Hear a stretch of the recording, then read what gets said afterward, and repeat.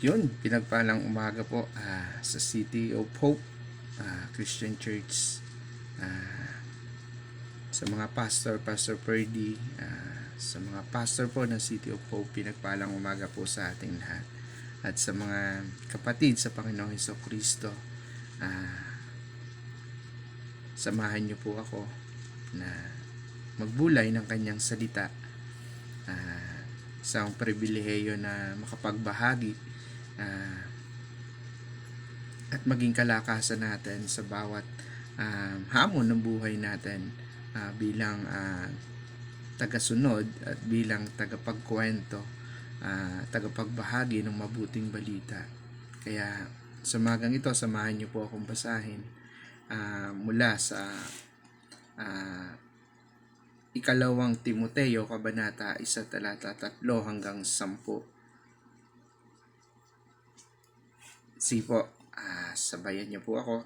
Kung meron na po kayong Bible, sabayan niyo po ako. Tuwing inaalala kita sa aking pananalangin araw at gabi, nagpapasalamat ako sa Diyos na aking pinaglilingkuran ng may malinis na budhi, gaya ng ginagawa ng aking mga ninuno. Kapag naaalala ko ang inyong pagluha, nananabik akong makita ka upang malubos ang aking kagalakan.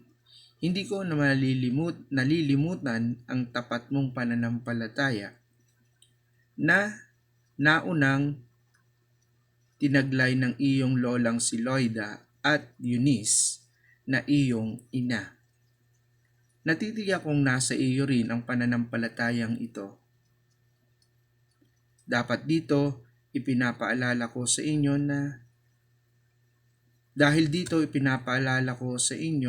na pag-alabin mong muli ang kalooban na ibinigay sa iyo ng Diyos nang ipatong ko sa iyo ang aking mga kamay, sapagkat ang espiritong ibinigay sa atin ng Diyos ay hindi espiritong kahinaan ng loob, kundi espiritu ng kapangyarihan, ng pag-ibig at pagpipigil sa sarili. Kaya huwag kang mahihiyang magpatotoo para sa ating Panginoon. At huwag mo rin akong ikahihiya na isang bilanggo alang-alang sa Kanya, sa halip makihati ka sa pagtitiis para sa magandang balita. Umasa ka sa kapangyarihan ng Diyos na nagligtas at tumawag sa atin para sa isang banal na gawain. Ginawa niya ito hindi dahil sa anumang nagawa natin, kundi ayon sa kanyang layunin at kagandahang loob. Sa simula pa, ito'y ibinigay na niya sa atin sa pamamagitan ni Kristo Jesus. Ngunit ito'y nahayag na ngayon nang dumating si Kristo Jesus na ating tagapagligtas. Niwakasan niya ang kapangyarihan ng kamatayan at inihayag ang buhay na walang hanggan sa pamamagitan ng magandang balita. Amen. Sige po, manalangin tayo ng saglit. Panginoon, maraming salamat po sa umagang ito. Kami po'y lumalapit sa inyo ng mayroong pananampalataya. Linisin niyo po, Panginoon, yung aming mga puso at isipan, Panginoon. Hayaan na kayo ang manahan sa aming puso, sa aming buhay. Kayo yung maghari, Panginoon. Dalangin sa umagang ito. Gabayan niyo po ako ng iyong banal na Espiritu, Panginoon. Maging daluyan ng pagpapala, Panginoon, na tanging ang lalabas sa aking bibig, Panginoon, ay ang iyong salita na mapapanghawakan namin at makakapag-encourage, Panginoon, sa amin na ibahagi ng merong karunungan, Panginoon, na merong tapang na ibahagi ang mabuting balita, Panginoon, sapagkat binigyan mo kami ng kapangyarihan para ibahagi ang mabuting balita. Mas makilala ang Panginoong Hesukristo, Panginoon. Ganun din, binigyan mo kami ng kapangyarihan para magbago ng buhay, Panginoon. Panginoon, maraming salamat Sa iyo po namin ipinagkakatiwala ang gawain ito. Tanging pangalan mo, Panginoon, yung laging may taas. Aming panalangin sa pangalan ni Jesus. Amen. Pamagat po ng kwento natin ngayon, ang pagkakatawag at layuning nagmula sa Diyos. Ulitin po natin, ang ating pagkakatawag at layuning nagmula sa Diyos. Ano ba yung layunin ng kwento na to? Mula sa 2 Timoteo, talata 1 hanggang 9, na maunawaan ang banal na layunin ng Diyos sa pagkakatawag sa atin. At makitang ang pagpili niya sa atin ay dahil sa kanyang kagandahang loob. Amen. Atin namang alalahanin kung gaano kahalaga ang layunin ng Diyos sa buhay natin. Maaring narinig na natin ang mga salitang pagtawag at layunin sa simbahan. Amen po ba doon?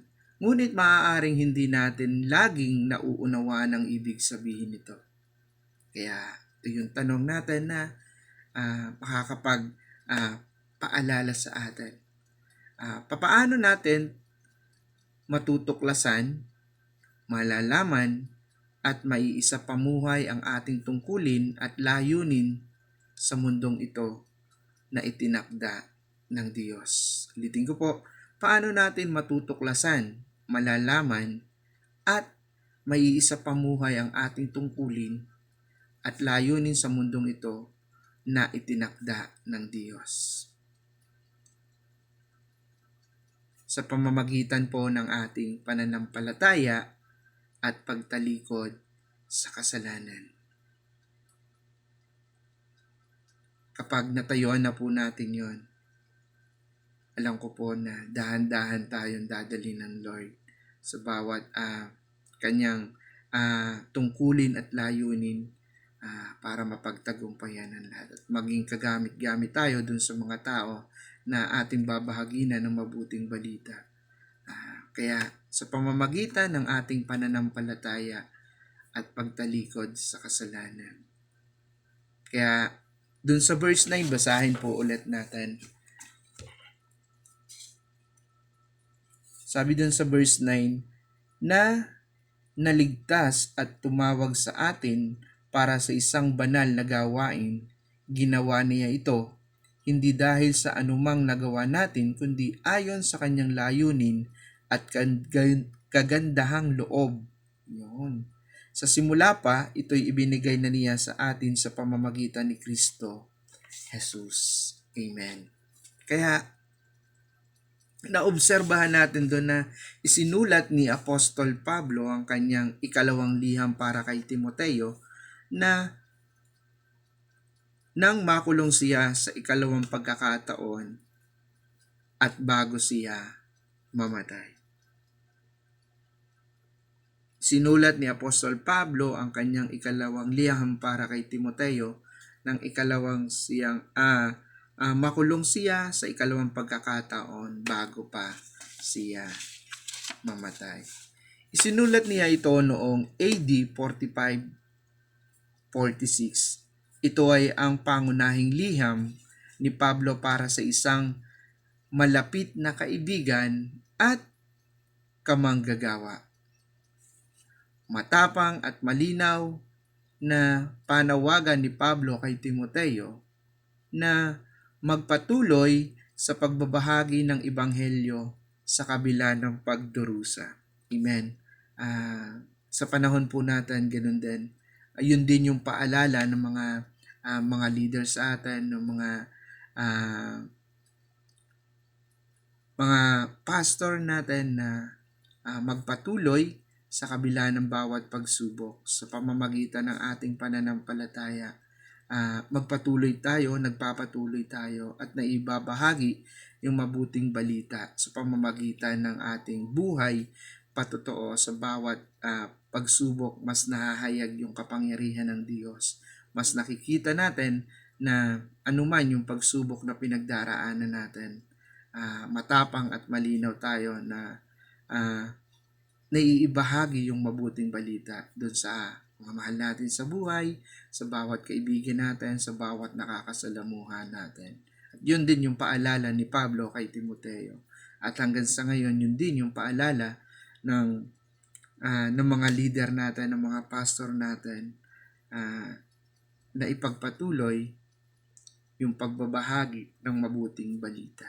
Katulad ng mga mananampalataya ni Jesus, tinawag si Timoteo para sa isang banal na gawain, para sa layuning ipahayag ang mabuting balita sa mundo. Kaya san man tayo nandun, san man tayo dalhin, makita sa buhay natin ang Panginoong Jesucristo at patuloy natin ito na ibinabahagi doon sa iba. Hindi lang sa pamamagitan ng bawat kakayanan natin, sa pamamagitan ng kaloob sa atin. Alam ko na iba-iba tayo, pero sa pamamagitan nun, iisa yung ating layunin ang ipakilala ang Panginoong Jesucristo saan man tayo nandun. Di man tayo magsalita, makita sa buhay natin, magliwanag sa buhay natin ang Panginoong Jesucristo. Kaya aabot at aabot ang mabuting balita saan man lugar sapagkat merong mga kagaya ni Timoteo na patuloy na ibinabahagi yung mabuting balita.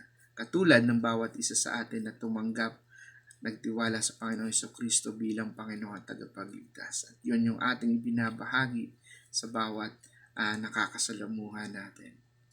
Kaya, ano ba yung kahulugan nito na perpektong huwaran o modelo ang Panginoong Jesucristo na isang individual na nakatanggap ng tawag ng Panginoon at may layunin ang buhay. Bilang anak ng tao at anak ng Diyos, siya ay naparito sa mundo para tuparin ang napakagandang layunin ng Diyos na iligtas ang sanglibutan. Amen. Tayo maging mabuting kamanggagawa sa misyon ng Panginoong Jesucristo. Paggamit tayo at alam natin yung pagkakatawag sa atin. Kaya patuloy po natin na hingin, ipanalangin na anuman yung meron tayo na ipinagkatiwala sa atin. Gamitin natin yun para sa ikaluluwalhati ng ating Panginoong Jesucristo. Kaya siya ang naging daan upang ang mga tao ay magkaroon ng relasyon sa Panginoon. Amen. Maging tayo, kapag malapit tayo sa Panginoon, alam ko na marami tayong maiilapit din ng mga mahal sa buhay doon sa relasyon sa Diyos. At yun yung nais naman, nais din natin na magamit tayo na marami pang maabot at mailapit at magkaroon ng malalim na relasyon sa Diyos. Kaya ang Panginoong Jesucristo yung ating modelo, isang halimbawa, isang perpektong huwaran. Kaya ang Panginoong Jesus ay tinawag upang magsilbing sakripisyo at kabayaran ng ating kasalanan. Amen. Salamat sa Panginoong Jesucristo. Merong katiyakan yung ating kaligtasan. Kaya ang Panginoong Jesus ay tinawag upang magsilbing sakripisyo at kabayaran sa ating mga kasalanan. Dahil sa pagdaloy ng kanyang dugo ay naroon tayo ng nagkaroon tayo ng pagkakataong maging malinis at mapatawad ang ating mga kasalanan. Amen. Sabi po doon, dahil sa pagdaloy ng kanyang dugo ay nagkaroon tayo ng pagkakataong maging malinis at mapatawad ang ating mga kasalanan. Kaya ang magandang balita ay ang pagparito ng Diyos sa lupa upang ang sino mang sumampalataya at magtiwala kay Jesus at humingi ng kapatawaran sa kanilang mga kasalanan ay maligtas at magkaroon ng buhay na walang hanggan. Ulitin ko po, ang magandang balita ay ang pagparito ng Diyos sa lupa upang ang sinumang sumampalataya at maniwala kay Jesus, magtiwala kay Jesus at humingi ng kapatawaran sa kanyang mga kasalanan ng buong puso ay maliligtas at magkakaroon ng buhay na walang hanggan. Ipinapaalala ni Apostol Pablo kay Timoteo ang pagkakatawag niya na ipangaral ang mabuting balita, kaya walang dapat ikahiya. Si Mateo ang nagpatotoo para sa ating Panginoon at maging handang magdusa para rito. Tumasa sa kapangyarihan ng Panginoon. Amen. Ganun din po tayo. Alam ko po na maraming na gumugulo sa ating isipan sa bawat alalahanin. Pero sa bawat paghayo natin, sa bawat pagsubok, bawat pag-uusig na ibinabato sa bawat isa, na mas nakikita natin at mas nahahayag yung kapangyarihan ng Panginoon. Kaya umasa tayo sa kanyang kapangyarihan. Tayo ay magkakaroon ng layunin kung bakit tayo nabubuhay sa mundo. Amen.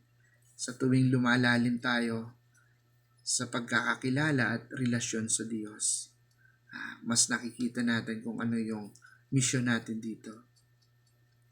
Kaya tayo ay magkakaroon ng layunin kung bakit tayo nabubuhay sa mundo. Kung bakit tayo nakatira sa Pilipinas at kung bakit natin naririnig ang salita ng Diyos. Kaya saan man tayo naroon, laging yun doon tayo nakatingin. At yun yung ating gawin sa gabay ng banal ng Espiritu. Sa kanyang kalooban, sa kanyang kapangyarihan. Magagawa po natin. Kaya paano ba natin may sa buhay? Meron tayong mga tanong dito na pwede nyo rin pong sagutin. Na sa paanong paraan tayo magiging kagamit-gamit sa Panginoon? Kaya paano ba natin to may sa buhay? Sa paanong paraan tayo magiging kagamit-gamit sa Panginoon? Kung saan tayo malakas? Kung saan tayo pwedeng gamitin? Ipangaral yung mabuting balita, dapat mahiya, katulad ni Timoteo at ang mga naunang mananampalataya. Marami tayong mga pwedeng tawag doon modelo. Tingin tayo doon sa mga naunang mananampalataya. Pero mas tingnan natin kung ano ang ginawa ng Panginoong Jesucristo. Siya yung ating modelo, perpektong huwaran ng Panginoong Jesucristo. Kaya pangalawa, ano-ano ang mga hilig nating gawin o mga bagay na magagawa natin ng mahusay. Amen. Ano kaya po? Ano-ano? Ang mga hilig nating gawin o mga bagay na nagagawa natin ng mahusay. Siguro una natin na hilig na gawin ay yung manalangin. Ay panalangin yung bawat mahal natin sa buhay, mga kaibigan natin na malayo pa sa pananampalataya. Gawa natin din sila ng yung kagandahan loob sa kanila. Then bahagi na natin sila. Kaya nandun yung PRS, Pieces, Pray, Care, and Share. Yan. Pangatlong tanong, nauunawaan ba natin kung ano ang layunin ng Diyos sa atin? Tayo ay tinawag at merong layunin na ibahagi ang mabuting balita. Nangyayari ba sa ating buhay ang kanyang layunin? Amen. Sa biyaya ng banal na Espiritu, sa kanyang kapangyarihan ng Panginoon Jesucristo, magagawa natin, mangyayari sa buhay natin. At alam natin na lagi natin siyang kasama saan man tayo pumunta. Kaya, amen. Sa biyaya ng banal na Espiritu. Kaya papaano natin magagawa ang pagkakatawag at layunin ng Diyos sa buhay natin sa araw na ito? Maging buhay pa totoo tayo para sa ating Panginoong Hesukristo at ating tagapagligtas. Kaya sa umagang ito, nawa naunawaan natin ang banal na layunin ng Diyos na pagkakatawag sa atin at makita ang pagpili niya sa atin dahil sa kanyang kagandahang loob. Amen. Ganda na lang po. Manalangin tayo ng saglit. Panginoon, maraming salamat po sa umagang ito. Salamat sa iyong salita. Salamat sa iyong kagandahang loob, Panginoon. Salamat na maunawaan ang banal na layunin mo, Panginoon, sa pagkakatawag mo, Panginoon, sa bawat isa sa amin. Panginoon, na maging daluyan kami ng pagpapala, Panginoon. May kwento sa iba. Maging instrumento kami para magkaroon din sila ng malalim na relasyon, Panginoon, sa inyo. Sapagkat ang kaligtasan, Panginoon, ay hindi sa dinala namin sila sa inyo, kundi magkaroon sila ng malalim na pagkakilala sa inyo at magtiwala na ang sakripisyo nyo doon sa krus ay sapat, kumpletong kabayaran ng aming mga kasalanan. Panginoon, salamat. Meron kaming buhay na walang hanggan sa pamamagitan ng Panginoong Jesucristo. Salamat sa umagang ito. Kayo, Panginoon, ang patuloy naming titignan upang hindi kami maligaw ng mga ibang turo, Panginoon. Panginoon, samahan kami sa bawat gagawin namin. Magagawa namin to sa pamamagitan ng aming tunay na pananampalataya at pagtalikod sa kasalanan. Panginoon, maraming salamat sa iyong mataas na papuri at pagluwalhati sa pangalan ni Jesus. Amen. God bless po.